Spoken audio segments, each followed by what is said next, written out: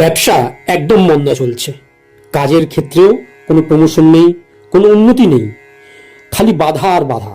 এই বাধা দূর করতে একটি নতুন লোহার পেরেক নিন এবং তার সাথে কিছু শুকনো হলুদের গাঁঠি গঙ্গা জলের মধ্যে ভিজিয়ে কালো কাপড়ে বেঁধে ঘরের উত্তর পশ্চিম দিকে রেখে দিন। দুর্দান্ত সুফল পাবেন। এছাড়াও 4টি ছোট ছোট লোহার পেরেক, 4টি ছোট ছোট ওই রকম শুকনো হলুদের গাঁঠি একসাথে এই টুকরোগুলোর মধ্যে সিঁদুর মাখিয়ে বাড়ির 4 কোণায় পুঁতে দিন। পুঁতে দিলে বাস্তুদোষ কাটে, কালা জাদু ও টুকটাকের ক্ষতিকর প্রভাব থেকে আপনার গৃহকে সুরক্ষিত করতে পারবেন। এই উপায়টি অবশ্যই শনিবার দিন করবেন।